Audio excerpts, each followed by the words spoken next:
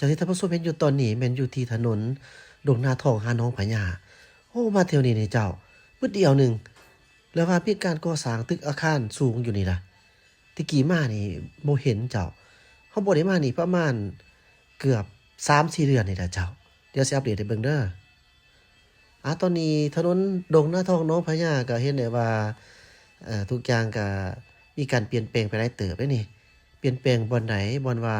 อยู่ข้างทางนี่นะเจ้าท่านผู้ชม สองข้างทางนี่นับตั้งแต่มีการก่อสร้างได้ประมาณเกือบ2ปีเนาะเฮาก็เห็นว่าแต่ก่อนมันก็บ่ได้มีอิหยังหั้นน่ะเจ้าแคมทางแต่ว่ามาตอนนี้นี่รู้สึกว่ามีสิ่งปลูกสร้างขึ้นมาค่อนข้างสมควรเติบนะเจ้าท่านผู้ชมเป็นจุดเป็นบอนไปเนาะเนื่องจากว่าเส้นนี้เป็นถนนตัดใหม่ทั้งหมดบ่แม่นถนนเก่าแล้วมาเฮ็ดใหม่บ่แม่นเด้อเจ้าเป็นถนนที่ตัดใหม่ตัดผ่านบ้านตั้งแต่พุ่นน่ะ น้องพญาอ่าไปจนไปฮอดดงนาทองดงนาทองนี่อยู่ไสดงนาทองนี่ก็จะอยู่แถวพุ่นน่ะอันน่ะเส้นทางที่เพิ่นตัดมาใส่แถวคิวซ้ายเหนือหั่นน่ะเจ้าท่านผู้ชมเราสามารถออกไปทิศทางถนนสีไข่ได้เนาะนี่ล่ะถือว่าเป็นเส้นทางที่ที่เป็นการตัดใหม่เป็นทางดีหั้นแหละคือเฮ็ดนำกันนี่เนาะมีไฟเยี่ยงทางมี เป็นทางคอนกรีตมีคู่กันทางเบิ่งแต่ว่าอยู่ที่ข้างทางนี่นะเจ้าท่านผู้ชมสังเกตเห็นบ่ว่าตึกรางบ้านทรงอาคารนี่เกิดขึ้นไวเอาแท้เอาว่านี่นะโอ้บ่ธรรมดาอีหลีนะเจ้าเขตนี้ถือว่าไวหลายมันเป็นเส้นทางตัดอีกจะไปฮอดพุ่นเด้ดงนาโศกเนาะถ้าหากว่าผ่านเดี๋ยวเราสิขี่รถผ่านไปทางนั้นเนาะเบิ่งแม่นี่เบิ่งการปลูกสร้างปลูกแล้วเพิ่นให้เช่าพร้อมเด้ปลูกเป็นสางแหน่บางคนก็ปลูกเป็นร้านอาหาร ปุ๊บเป็นบริษัทอย่างต่างๆขึ้นว่าไวแท้ไวว่าอันนี้นะถือว่าการเปลี่ยนแปลงเห็นบ่บ่อนไหนมีถนนหนทางแม่นนะมีบ่อนนั้นบ่อนนั้นถือว่ามีพัฒนาแม่ตึกนี่ผ่านมาแอดมินแท้ก็บ่เคยเห็นจักเทื่อเด้มาเที่ยวนี้เนี่ยว่าไวขึ้นอีหลีเนาะแต่อีกอย่างหนึ่งก็คือยอมรับว่านักลงทุนเขามาลงทุนหลายในจุดเขาเขตนี่แม่นจีนเด้อเจ้ามาลงทุนหลายอีกแน่นอนเนาะ เพราะว่าเขามีเงินเด้เฮ็ดแนวใดเพิ่นเปิดกว้างฉะนั้นก็คือว่านะนี่วงเวียนเด้อเจ้าวงเวียนเบื้องซ้ายมือคันเราสิไปซ้ายมือนี่ถือว่าเราจะออกไปทางดงนาโศกเนาะวงเวียนนี่ส่วนว่าไปซื้อก็จะออกไปทางดงนาทองส่วนเข้ามาทางนี้นี่ก็เป็นเส้นทางที่จะออกไปหาถนนระหว่างดงโดงไปหาทางอันน่ะ ยังลืมชื่อเลยนะสีเกิดบัดสิลืมนะเจ้ามาอัปเดตให้เบิ่งอีกอยู่ขอบเขตนี่เจ้าท่านผู้ชมเส้นนี้ผ่านมาแตะกี้นี่ก็บ่ค่อยได้มีอิหยังหลายเด้อมาเที่ยวนี้นี่เห็นนี่เกิดขึ้นสมควรเติบเนาะเจ้านี่เป็นการปลูกสร้างเป็นคล้ายๆคือสร้างเป็นบ่อนขายเครื่องแน่นอนล่ะเจ้ามันก็เว้าเรื่อง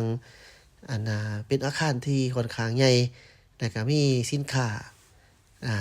สังเกตเห็นจะมีภาษาลาวภาษาจีนก็ถือว่าจีนเพิ่นมาลงทุนในการก่อสร้างเป็นบ่อนขายเครื่องขายหยังนี่หลายเนาะโอ้ถือว่าเอ่อนี่แหละเนาะบ่อนใดมีทางบ่อนนั้นมีการพัฒนาก็แม่นแท้เดะคันบ่มีทางเฮ็ดจั่งสิไปได้เนาะการพัฒนาต้องขอชมเชยเนาะเรื่องนี้ต้อง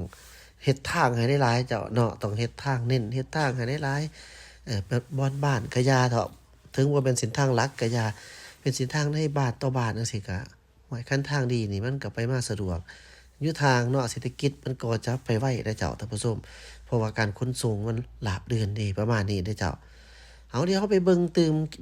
จนไปฮอดพุ่นน่ะบ่อนเส้นทางที่จะขึ้นทางดอกทางด่วนอิหยังต่างๆเนาะเจ้ามาเบิ่งบรรยากาศในปี2026นี่เป็นคือแนวใดเราบ่ได้มาทางนี้ก็โดนเติบแล้วเด้ก็ว่านะฉะนั้นเราไปเบิ่งไปนำกันแอดมินเห็นนี่สิ่งที่แปลกหูแปลกตานี่คือเว้าแล้วเกี่ยวกับเรื่องมีการปลูกสร้างหั้นนะเกิดขึ้นเนาะก็ถือว่าไวสมควรเดะเออคันว่ามีการก่อสร้างมีการพัฒนาย่อมจะมีหลายๆสิ่งหลายๆอย่างเฮ็ดให้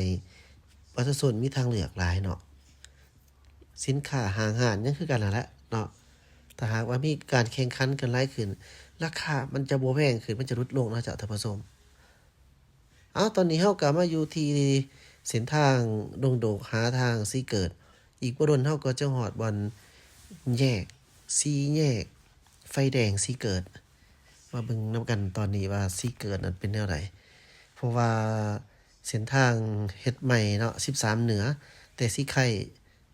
มาจอดกันอยู่ที่สีเกิดนี่แหละครับฉะนั้นก็จะมีการเปลี่ยนแปลงไปบ่หลายก็น้อยเนาะตะกี้นี่ยากถนนต่อคนทางเนาะในส่วนหนึงหันนะแต่ว่ามันก็พอไปได้อยู่นั่นแหละตั้งแต่ว่ามันก็บ่ราบรื่นฝนตกมานี่มันบางเฮ็ดให้น้ำท่วมน้ำขังเปื้อนการเดินทางไป แต่ว่าหลังจากที่เฮาได้เส้นทางดีนี่นะเฮาก็ยังสังเกตเห็นว่าบางบ่อนนี่ก็มีขี้ฝุ่นมีขี้ดินขี้ตมนะเกิดบ่ได้จากหลายสาเหตุท่านผู้ชมก็เจ้าฮู้ดีว่าเกิดย้อนสาเหตุอิหยังประเภทพวกขี้ตอกขี้ตมขี้ดินขี้ดอนนี่น่ะเข้ามานี่เนาะเบิ่งไปนำกันเจ้าบ่ได้ติไผต่างแต่ว่านี่แหละเห็นนำกันนี่แหละเวลาที่เขาไปโฮมที่ยังบ่ทันได้มีการพัฒนาปูอย่างปูนเหยียบขี้ดินขี้ดมขี้ตมมาใส่มันก็เปื้อนขี้ตมตกเหี่ยใส่ทางบัดมันแห้งมันก็เป็นขี้ฝุ่นอันนี้ก็แก้ไขยากเนาะเจ้าท่านผู้ชมเฮ็ดจังได๋มันจังสิแก้ไขได้คันว่าบ่มีการค้นเกี่ยวกับดินดอนตอนหญ้าขี้หินขี้ทรายมันก็พัฒนาบ่ได้เด้อล่ะฉะนั้นมันเคียงคู่กันไปต่างแต่ว่าเฮาเฮ็ดจังได๋เฮาจะควบคุมให้ได้เนาะให้ไปให้ค้นบ่แม่นบ่ให้ค้นแต่ว่าต้องควบคุมให้ได้บ่แม่นว่าคือบางคันเนาะนี่คือเพิ่นแจ้งผ่านมาภาวัดก็บ่ปกสำบ่พอป้ายก็บ่ใส่เฮาบ่เห็นเบื้องหลังบางคนก็ติดแต่หน้าแต่หลังบ่ติดอันนี้แหละฉะนั้นก็มันก็เกี่ยวพันเนาะเจ้าท่านผู้ชมถ้าหากให้ดีแท้นี่ก็ทุกคนก็มีส่วนร่วมแม่นทำมาหากินอันไผก็ทำมาหากินคือกันเนาะต่างอาชีพต่างแต่ว่าทุกอาชีพเฮายอมมีต้องมีส่วนร่วมเนาะเจ้าต้องมีส่วนร่วมบ่หลายก็น้อยต้องเป็นเจ้าการนำกันเจ้าเพื่อถนนหนทางบ้านเมืองเฮามันสะดวกจบงามเนาะเมื่อกี้นี่ขึ้นทางด่วนเด้อเจ้าส่วนว่าเฮาจะมาทางพนโฮกว่าจังซั่นเนาะเดี๋ยวซื้อเครื่องแป๊บหนึงก็เจ้า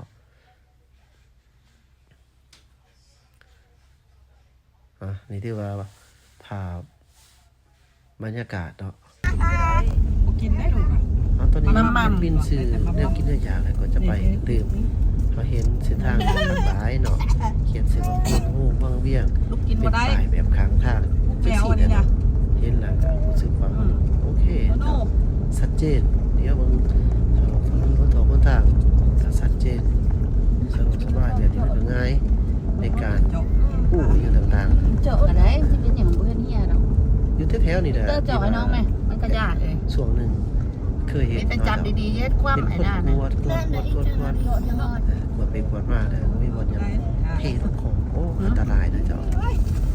สวยๆกันนะในทางดีนะสวยๆกัน บ่ได้กินก็ เห็นตอนพ่อลำบาก เฮียเป็นอย่างบุกินไก่มุก คือเห็นตอนพ่อ